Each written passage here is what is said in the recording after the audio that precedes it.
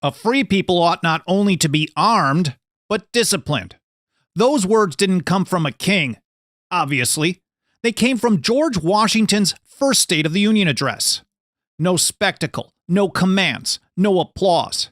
He could have been a monarch, easily. Instead, he gave us the blueprint, one that's been totally betrayed for a long, long time. So on this episode, we'll break down Washington's first annual address, where he consistently respected separation of powers and deferred to Congress on all kinds of major issues. Plus, he called for an educated and armed people, ready and willing to defend their own Constitution and liberty. But first of all, before getting to that, welcome, and thank you for joining me here on the path to liberty. My name is Michael Bolden with the 10th Amendment Center, and this is the show for Wednesday, January 7th, 2026. So let's go back in time to January 8th, 1790. George Washington walked into the Senate chamber of Federal Hall in New York City, and there he delivered the first annual message to a joint session of Congress. Today, we call it the State of the Union Address. There were no applause lines, no special guests, no pomp, none of this. This was just part of his job description. And in fact, George Washington himself, in his diary of that day, literally just called it my speech. This was his duty. He was supposed to report to Congress as required by the Constitution. It's Article 2, Section 3.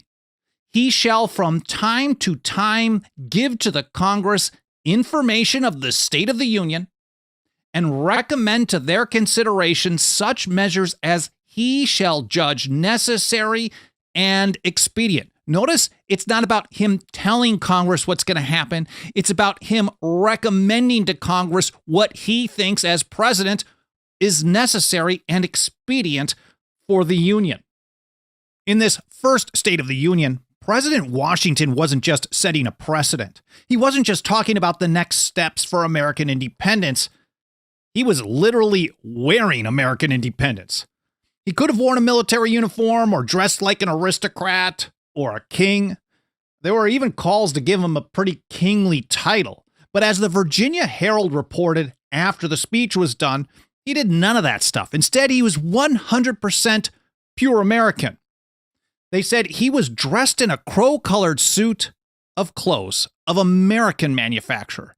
This elegant fabric, they wrote, was from the manufactory in Hartford. And in his diary on the day of his speech, Washington pointed out that even the buttons on his clothes were American-made, 100% pure American.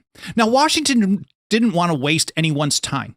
And at just 1,089 words, his speech is still the shortest State of the Union in history. I don't think it's even close, but maybe someone can check me on that. Anyways, as Laura Clark over at Smithsonian points out, despite being really short, Washington was still able to pack this with a massive impact. She said, despite his brevity, Washington covered a lot of ground, outlining his priorities for the burgeoning country and the tasks he wanted the House and the Senate to most carefully consider. Now, we're going to get to those recommendations in a moment, but he started out his speech with a celebration. Hey guys, we've got some awesome news here. He said, I embrace with great satisfaction the opportunity which now presents itself of congratulating you on the present favorable prospects of our public affairs. First on the list, what was the thing to celebrate? Well, it was the state of North Carolina, because after nearly 18 months, where North Carolina was an independent country, an independent republic, they had finally decided to join the Union. And Washington said the recent accession of the important state of North Carolina to the Constitution of the United States, of which official information has been received. Now, as my buddy Dave Benner points out, during that time, the United States, and once President Washington got in there, they didn't act like a conqueror at all. He said the United States did not attempt to use coercion against the state. They did not view North Carolina's status as an independent republic as some kind of rebellion, or raise an army to force its approval. And this proves, as Dave writes here, that the Union was voluntary right from the start. It was a choice to join or stay out. He said instead, peace and mutual friendship characterized the dealings between North Carolina and the United States.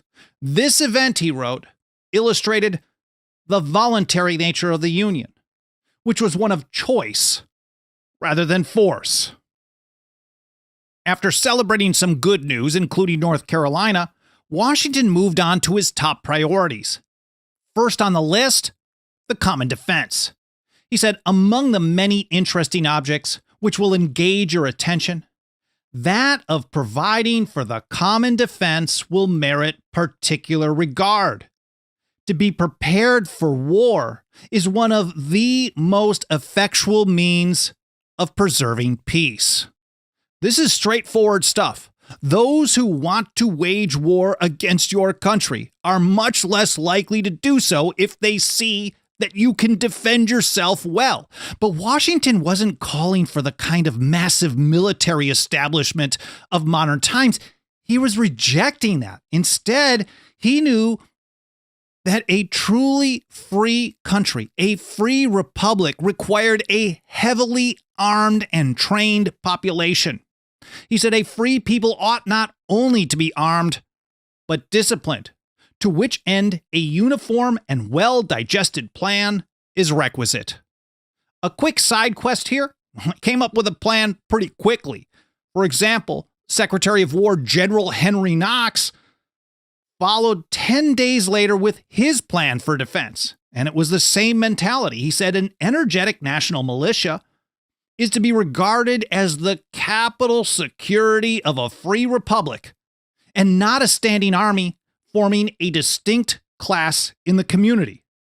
And this is General Knox, like President and General Washington. They wanted the people to be their own first line of defense. That's what freedom is all about, because they, along with basically the entire founding generation, there's a few outliers there, they understood that standing armies, especially large permanent ones, were always a great danger to liberty. And Knox grounded that in natural rights. He said, but whoever seriously and candidly estimates the power of discipline and the tendency of military habits will be constrained to confess that whatever may be the efficacy of a standing army in war, it cannot in peace be considered as friendly to the rights of human nature. Back to Washington's speech. He understood that an armed people are essential to a free country, but that would never last long if you had to rely on foreigners to make your tools of defense. So he said their safety and interest require that they should promote such manufactories as tend to render them independent of others for essential, particularly military supplies. We're talking about independence in action, a free people being independent and defending their own constitution and liberty, independence in what he wore, independence from relying on others to help you protect yourself. This is 100% pure American. Now, Washington wasn't just speaking in theory. There were actually active hostilities going on at this time on the frontier.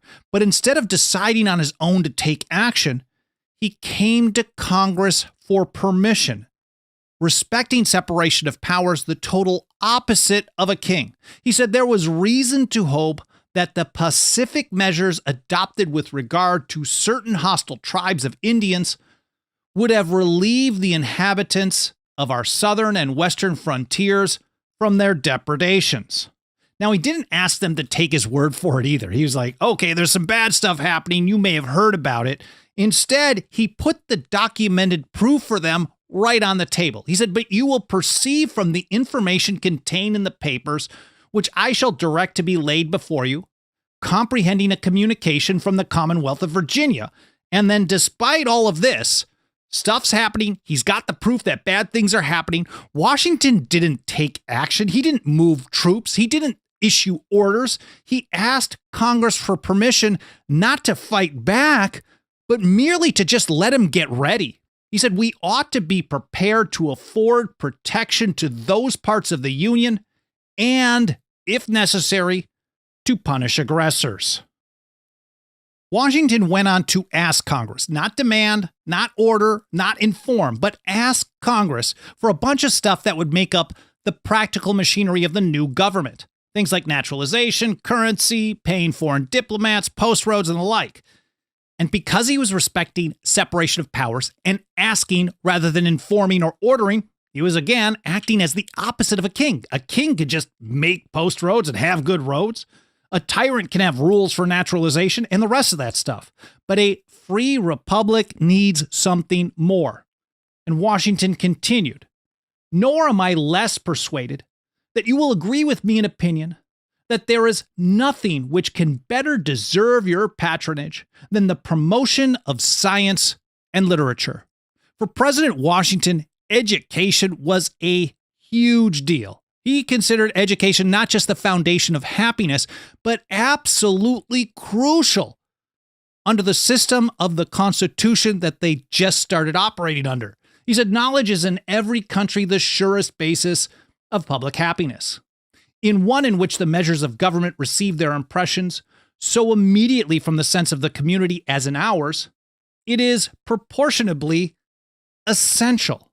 And his vision for education was pretty much opposite the vision for education of most modern politicians, because it was explicitly about teaching the people to know, to learn, and understand their rights, to know and understand their own constitution, to recognize when government violates them, and to take action to defend them. He said, to the security of a free constitution, education contributes in various ways.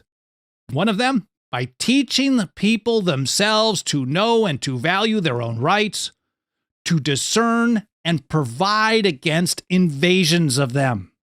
He was calling for the people to be smart enough to stop the government when it got out of line and to know the difference when it didn't.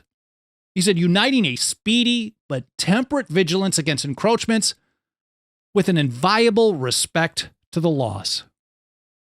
And Washington, as I mentioned earlier, he opened the speech with some good news, congratulating them about North Carolina joining the Union. But he was also very happy about the improved financial status of the new Union.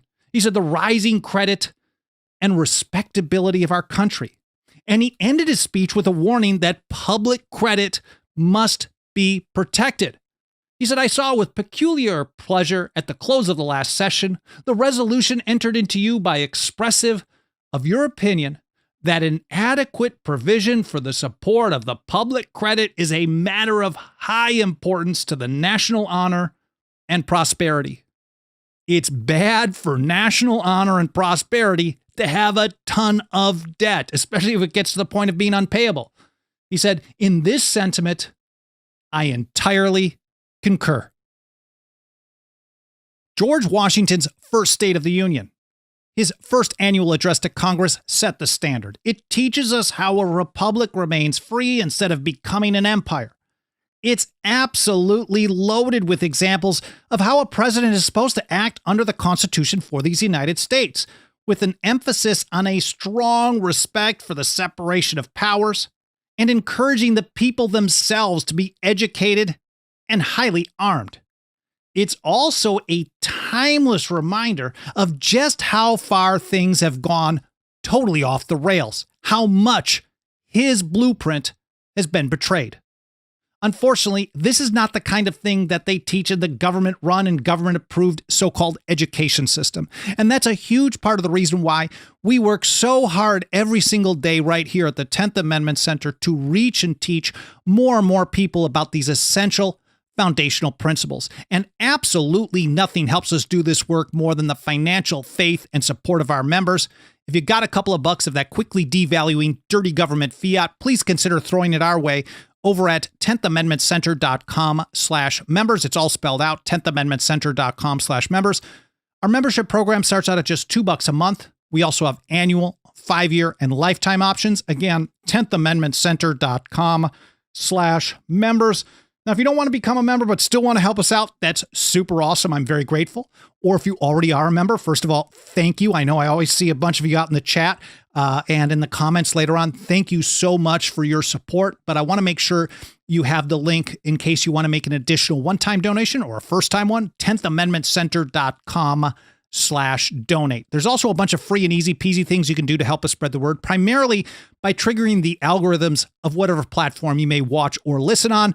Just taking actions like hitting the like button, leaving comments, subscribe, get notifications. On platforms like YouTube, watch time percentage is a big one. A 20-minute video that you watch for 20 minutes, that's 100%. That's great. 40 minutes is 200%. Even better. You get the idea.